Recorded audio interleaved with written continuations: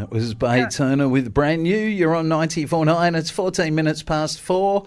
And it's Tuesday afternoon. Dr. John's in the studio from Creation Ministries International. Good afternoon, Dr. John. Afternoon, Mick. Now, last week, Dr. John, we had a pretty cool chat about water because, of course, you'd been on a cruise coming from Hawaii to Australia and you were talking about how much water there is out in the ocean. Well, I went on a cruise on the weekend.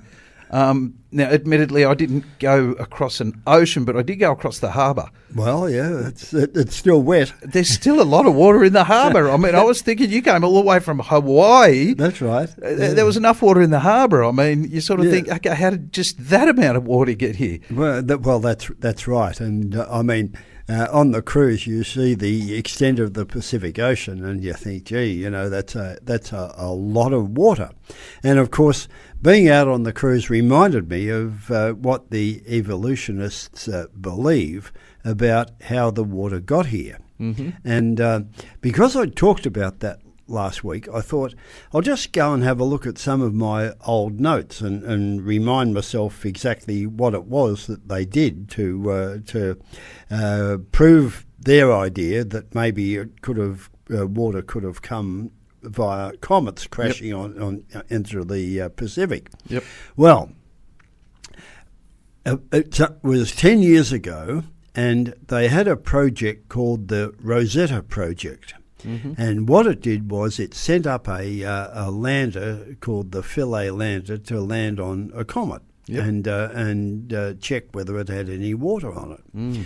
Now, when I read that again, I thought, because I'd forgotten that it was called the Rosetta Project. Yeah, I remember we spoke about it on air about 10 years ago. That's when right. It happened, yeah. Yeah, but does the Rosetta Project ring any bells with you? Yeah, a little bit. Rosetta. Rosetta Project, I don't know. Rosetta. Right, well, you see, the reason they called it that, I'm sure, is they named it after the Rosetta Stone. Okay. Now the Rosetta Stone, that's one of the most famous archaeological discoveries of modern times, mm-hmm.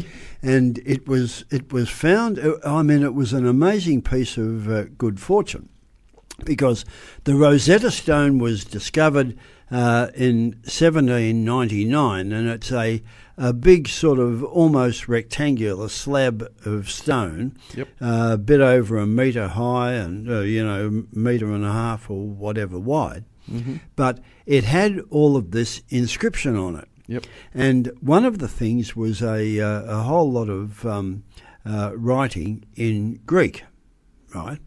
And because the archaeologists knew Greek, they were able to decipher what the Greek said, mm-hmm. and it was a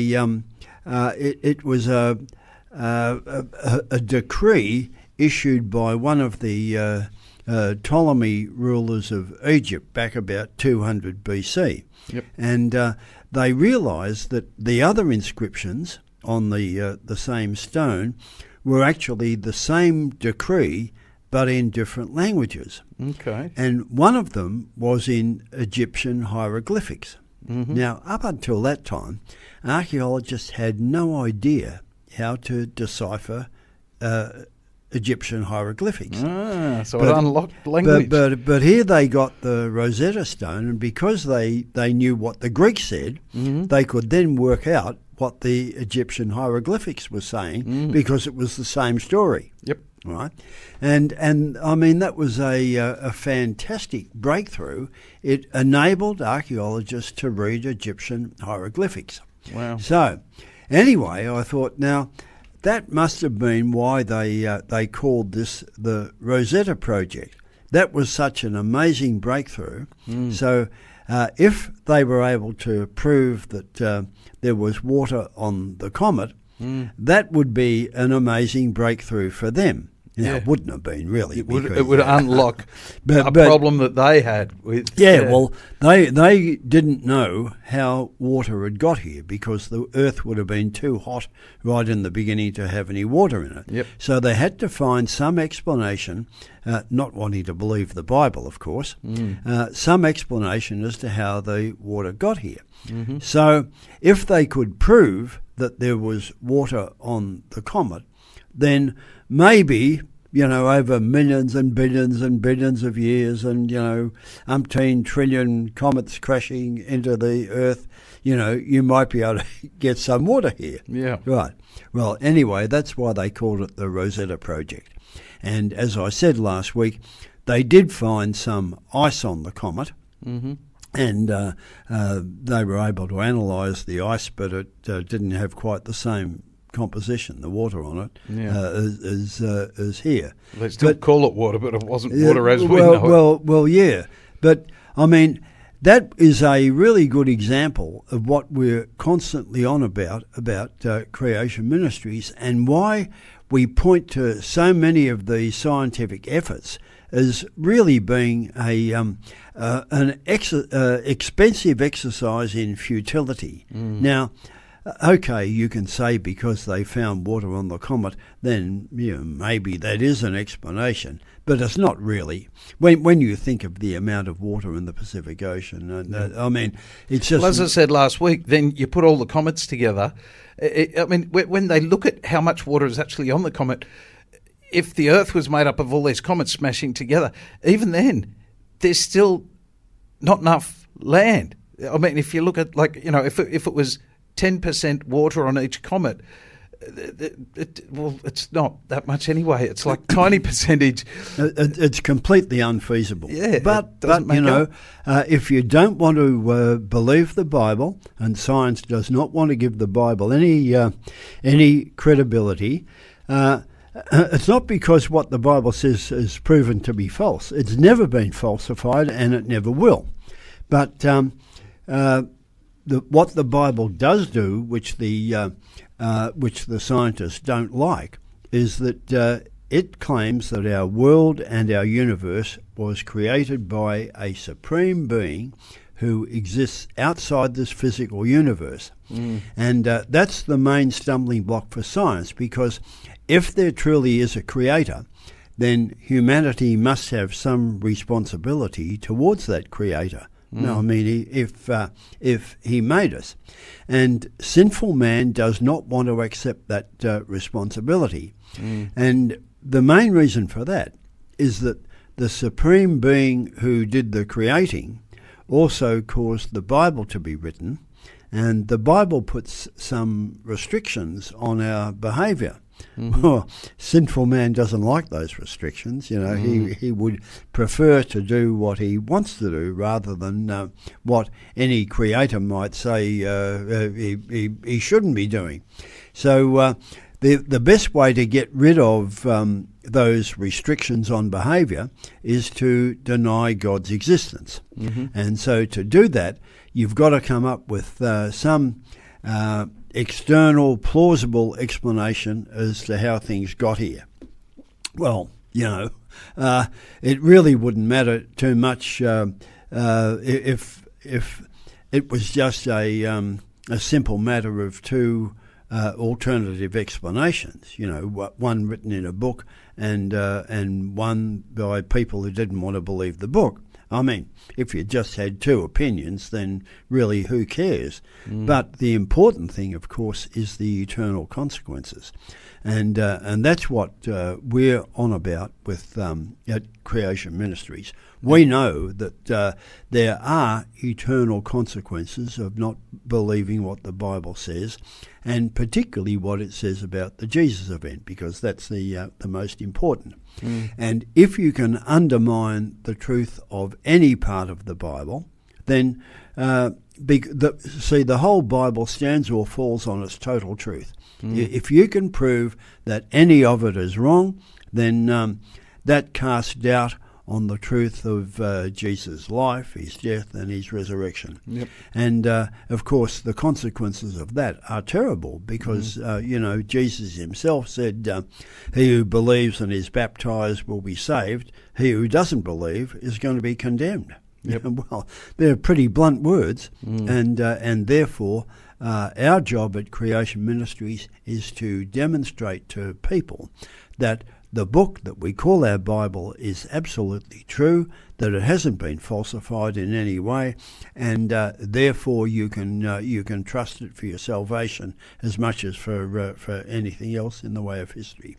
So that's what Creation Ministries is all about, and that's why we do what we do. Absolutely. You are on 94.9. It's 25 minutes past 4. And we've got some music and traffic report and a weather report coming up, and then we'll come back to Dr. John straight after that. Right now we've got Rebecca St. James with Pray. Laura Story with Hello Unknown. You're on 94.9. It is 24 minutes to 5, and we're with Dr. John from Creation Ministries International. And, of course, Creation Ministries, they do have a website. If you have any questions, whether it's about creation or evolution or dinosaurs or aliens, you can look up the website, creation.com, and you'll have answers to a million different questions there. There's literally thousands of pages of information. But if you have any questions right now, please send them through to us. Dr. John can answer them on air. Our text line is 0401 949 949. You can just send a text through to us and we'll answer it right now if you have one. Now, Dr. John, it's been very interesting talking about water. Yeah, well, that's true. And, of course, I got on to, when we were on air before, about the reason for our existence at Creation Ministries, because the secular scientific world has done a really, really good job at convincing the world that everything around us can easily be explained by chance and natural processes, just like the comets delivering water to the Earth, which might be a chance and natural process, but when you look at the amount of water, it's just ludicrous. But even then, as you were saying, it delivers water, but in a different form. How easy is it? If you just put a bunch of you named what it was called, the water. It had more deuterium in it. That is what they call heavy hydrogen. So if we just put that in a glass right here now, would it turn into water, or would it stay that type of water? No. It would look like water, and it would taste like water, right? But it's actually a different makeup. Well, it's heavy water. Okay. Yeah, because deuterium is an isotope of hydrogen, and the difference is it's got a neutron in its nucleus as well as the one proton that hydrogen has. Okay, but let's just say one of these things landed in the middle of the ocean right now. Would that water just turn into our water, or would it stay with that extra? No, it'd merge with our water, no problem. But it wouldn't keep that little extra nucleus thingy. Our water does have a tiny amount of heavy water in it, but this had much more, you see. So that's why you can say that the composition was a bit less than our water. Yep. Yeah, but no, and I mean, I've never had a glass of heavy water.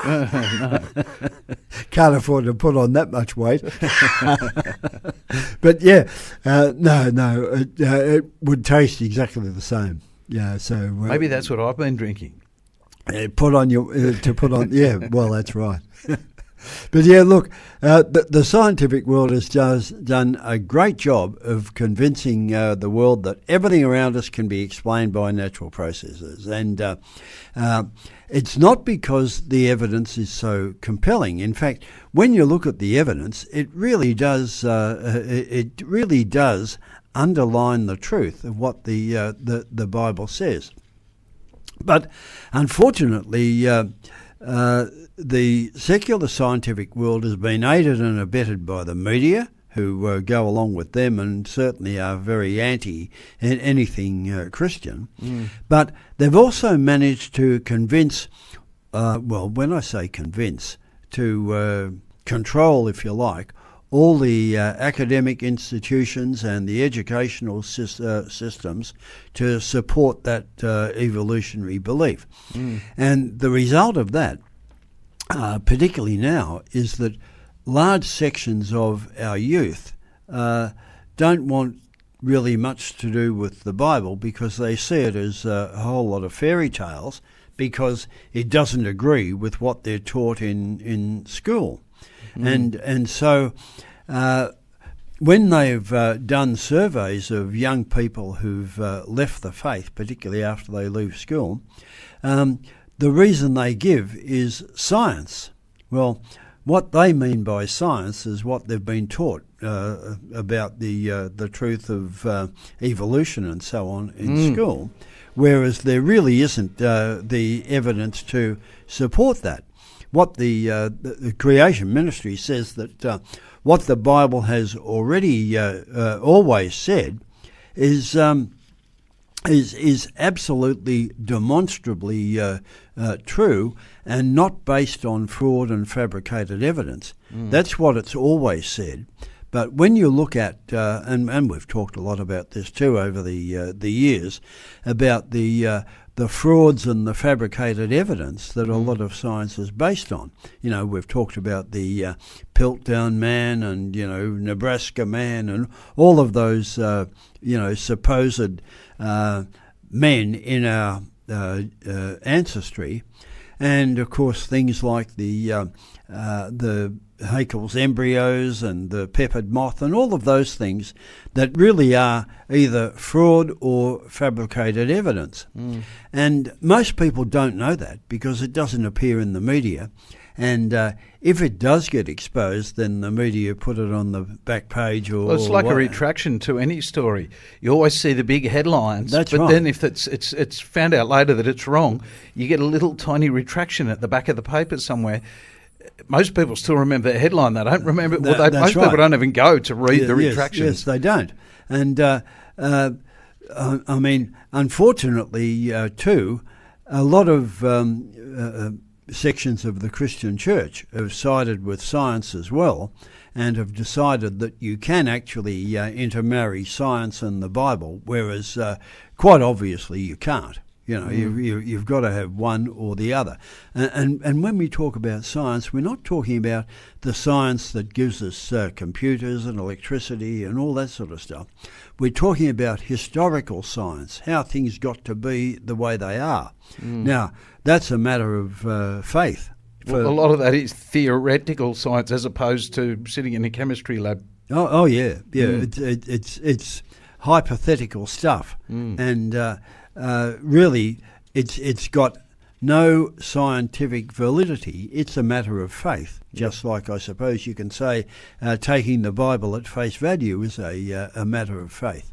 But from our point of view at Creation Ministries, we're very grateful for REMA and other organisations that give us a bit of airtime so that we can get this exposed and across, particularly to young people.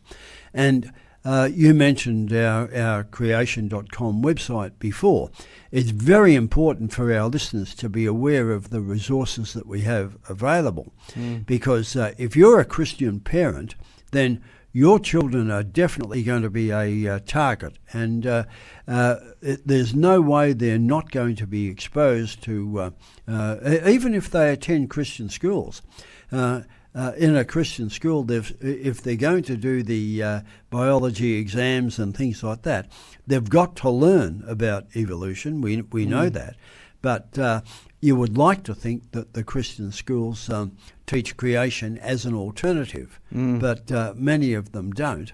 Yep. And unfortunately, this means that children are going, once they leave school, they're going to either leave the faith or whatever, and for Christian parents, it's their responsibility to protect their children.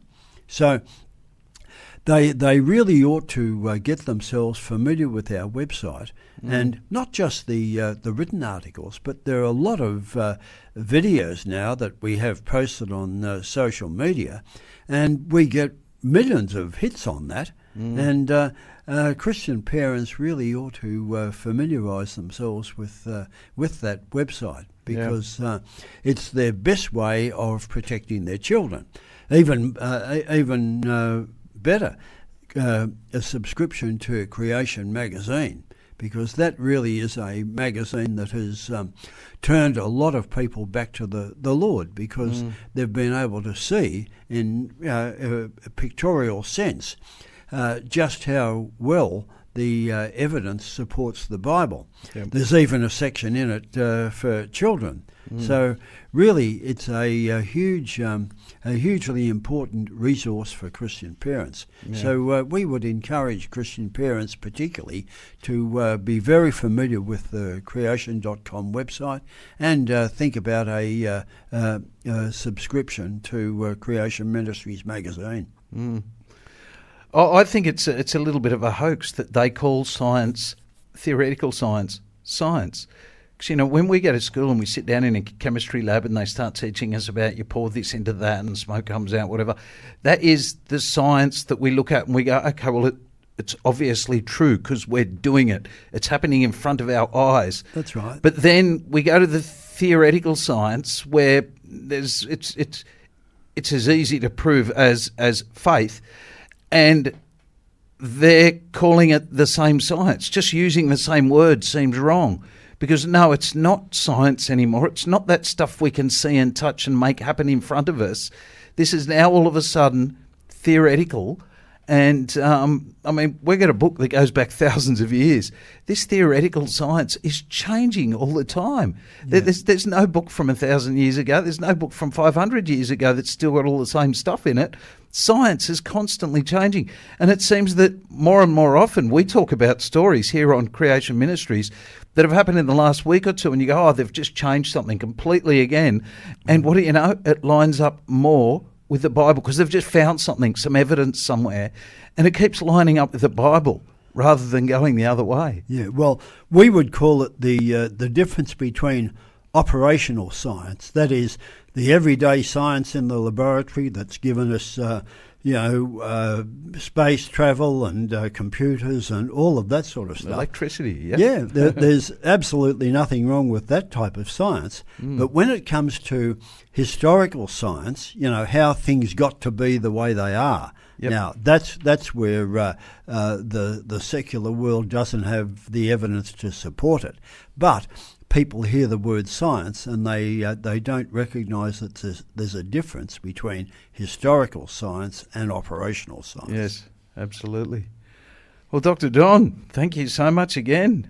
Very, very interesting, talking about water and then getting into the whole science of things and understanding what's real. And we do appreciate Creation Ministries, because what you're doing is amazing, and I love the fact that there's so many of you guys that are, doctors, scientists, very, very smart people with Creation Ministries, and there's a number of you who weren't Christian, have gone through university and everything else, have become professors, have become experts in your own fields, and then you've turned around and gone, Christianity fits everything that I've just learned so much better than what I was taught. Now that I'm the expert, I can look back at it and say, hey, we can see where it comes from. That's a really cool thing. Yeah, there are many of us in that position. Others, of course, were brought up Christians, but there are many who've come to the realisation that the Bible is true from what they've actually observed in their field of science. Yeah, which is awesome. Well, thank you, Dr. John.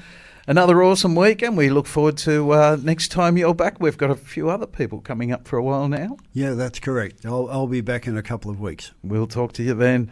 You are on 94.9. It is 10 minutes to 5. We've got a traffic report coming up right now.